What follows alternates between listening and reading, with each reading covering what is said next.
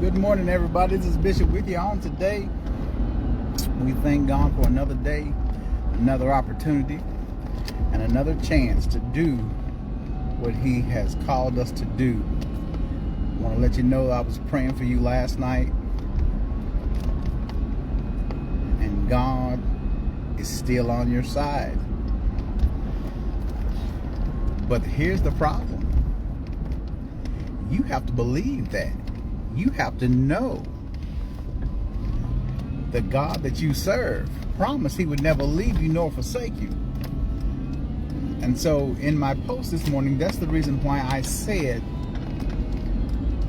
stop chasing after people that God has rejected. You know, a lot of people wants the attention,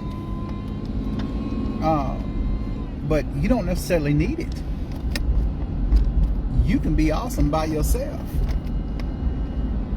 And that's when the enemy really gets mad at you and starts wanting to form alliances against you, is when he realizes that the plot that he tried to execute against you failed. Let me tell you, when enemies expect you to fall, that's when your greatest strength kicks in. Don't let anybody, and I mean anybody, make you doubt your deliverance. As a matter of fact, don't let anybody take you back to the place that you prayed to get out of. You've been through too much to let anybody make you stagnant in your salvation. I don't care what their title is, what their denomination is. You have purpose. You was created for God's purpose, not theirs. God never told you to let people use you, let people abuse you, or mistreat you. That's not what God told you to do. And religion uses people's hearts to hold them hostage. If you notice, Christ never made anybody serve. You have a choice. Religion doesn't give you a choice. Matter of fact, some religions won't even give you a chance. This is why it's necessary for you to know who you are in Christ and not just in the church. A lot of people know who you are in the church, but they don't want to give you a chance to make the choice to serve the way God wants you to serve. They want you to serve according to their conditions. I don't do well with conditions. I never have. I like being just like Christ. What does that entail? That means, first of all, Christ was down to earth. Christ understood humanity. And so in the humanity that Christ has, good morning, everybody. Good morning. The humanity that Christ died for helps me to treat people the way that He did in their humanity. Because Christ knew we were going to mess up. But our problem is we don't know how to let people live on. We want to constantly, and this is what religion does. Religion constantly reminds people of their wrongs. If God can forgive you, then why can't I? God forgives and yet continues to deal with you. The only time God rejects you is when you reject Him. See, not everybody deserves your friendship. Not everybody deserves your friendship. There are people that are not faithful to God, but they want you to be faithful to them. And to me, that's foolery. I'm not going to do more for you than I do for God. I'm not. I'm going to be as kind to you and as casual because I realize how God has treated me where I was. And so I love how people try to put stipulations on the friendship or stipulations on the relationship, when in reality, they're not doing it themselves. So you have to decide how important you are to them. Don't ever allow anybody to decide how important you are to yourself. I'm way too important to be mistreated by anybody. I've come too far. I've already experienced that. And so when you acknowledge the fact that you're not being treated right, or you're not being treated well, why are you still fooling with the people? You're still chasing people that God has rejected. God is not going to send people to you that's going to mistreat you. See, it's funny to me. People don't prioritize you. That's the reason why it takes so long for them to text you back.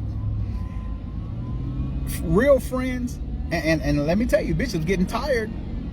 And when I get to a point to where I feel like, okay, now I'm just being used. Good morning. Good morning.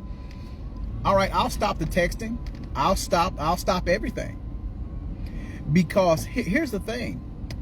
If they don't respect God, they're not going to respect you. And you have to learn how to love yourself as well as love God. Don't ever love anybody more than you love yourself. People think they can treat you any type of way because they have your friendship. Baby, that can cease. That can end in a hurry. Don't think because of my title as bishop, my title as preacher or whatever, gives you the right to write me off or put me in or talk to me whenever you get ready. Here's the thing. I communicate with Christ all the time. I need to. I want to. But above all, I have to. Because the enemy talks too. And see, people think that you're wrong when you're just too much in your feelings. No, I'm not in my feelings, and I'm not sensitive. I'm just setting boundaries of why I'm not going to let you treat me badly. See, sometimes you got to release people back to the type of people they're used to being around. So when you have people that are not used to being prompt in their texting or they're bad communicators, you're wasting your time trying to talk to them, because everything you say is going to be considered an argument, simply because you're acknowledging the fact that they have a lack of respect for who you are. If I text you, I need you to text me back. If I say, how you doing? Or if I haven't heard from you in a couple of days, okay, I'll let it slide.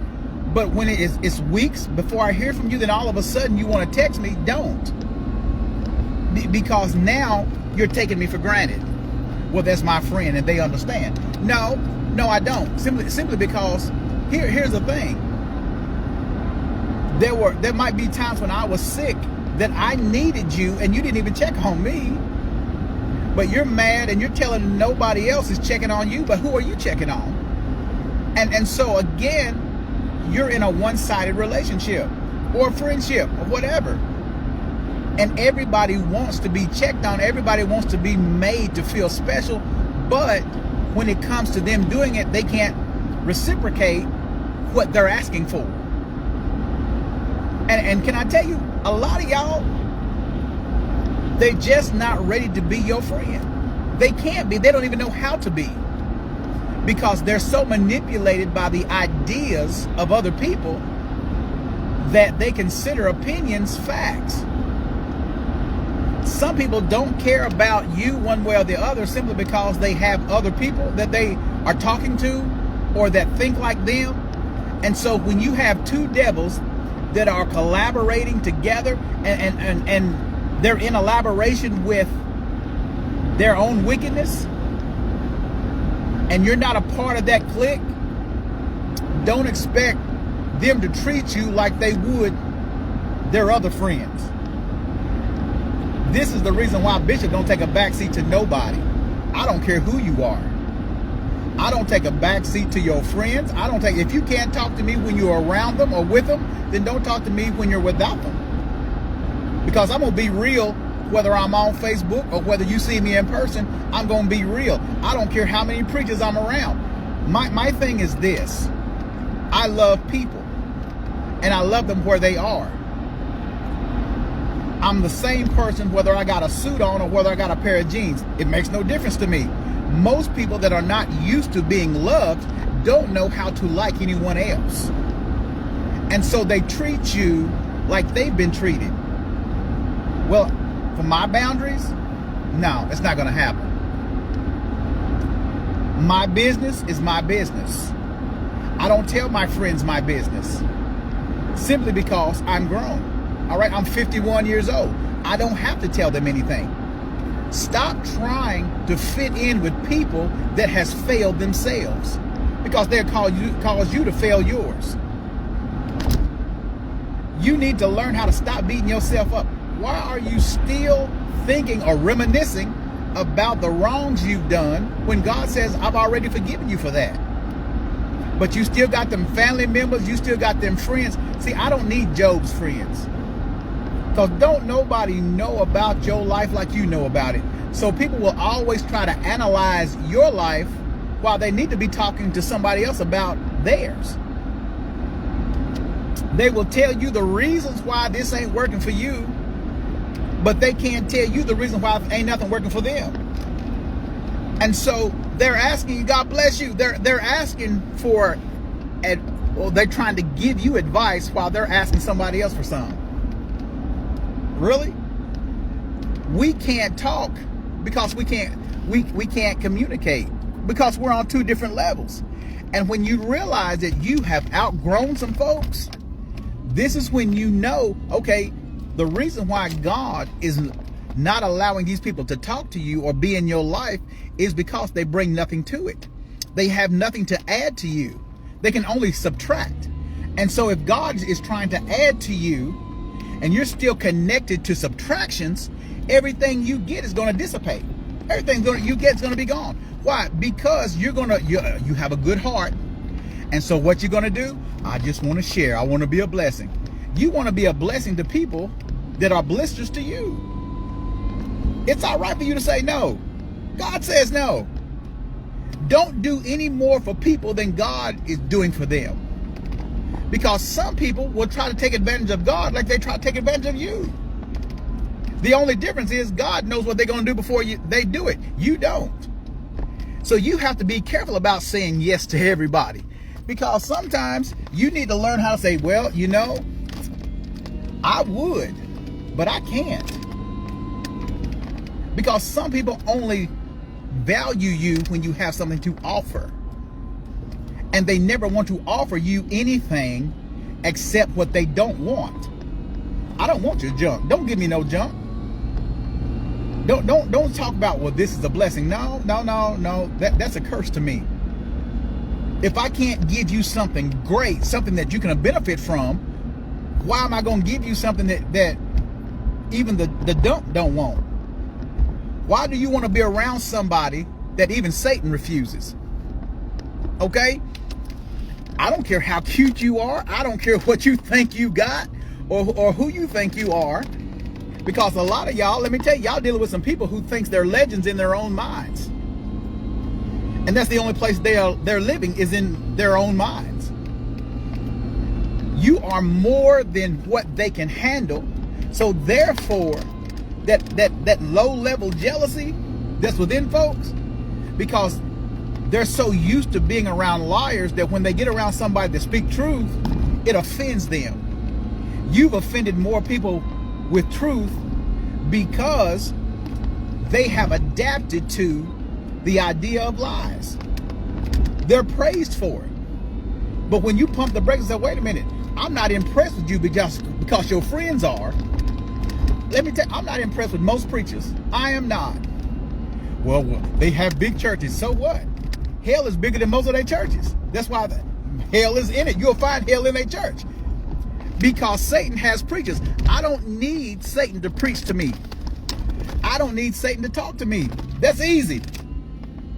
All I got to do to go to hell is nothing. That's all I got to do. I'm not impressed with how you dress. I'm not impressed with your money. I'm not impressed with your education. What I am impressed with is, do you have the characteristics of God even though you're surrounded by stupidity?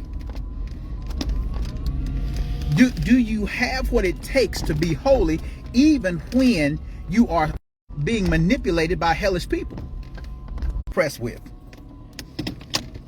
Because I've learned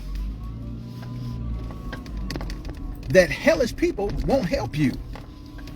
But all they can do is put you in more hell. I don't need hell. I can find that anywhere. I need help. And so if people can't help you, then they can't heal you. So you need to be careful about who you consider to be your friend. Be careful about who you want to get close to. And be careful about who's growing with you. Because the problem, you're outgrowing folks. And they know it. They're trying to stop your growth. They want you to stay spiritual midgets for the rest of your life. And because you're growing and developing, guess what? Some of y'all are going to have to divorce. You're going to have to divorce your friends. You're going to have to divorce your family. You're going to have to divorce the situations that caused you to fall in the first place. And guess what? Please don't have any regrets about divorce. I don't. The only regret that you should ever have in your life is that it took you so long to realize that you didn't need the people that thought you needed them. You gave them a place. You are the landlord of your life. Now it's time for you to start eviction proceedings. You don't need a deposit because they already late on their rent. They've lost their resident. They've lost their place. Now, baby, it's time for you to rebuild. It's time for you to get better. It's time for you to build up what they have been blocking you from all this time. You blessed. You deserve better. Don't ever lower your standards for stupidity. You let stupid people stay where they are, male or female. If they can't appreciate your friendship and respect the fact that at least you need to communicate, make sure that they will evacuate. God bless you. You all have a great day. Bishop will talk to you tomorrow. Be blessed.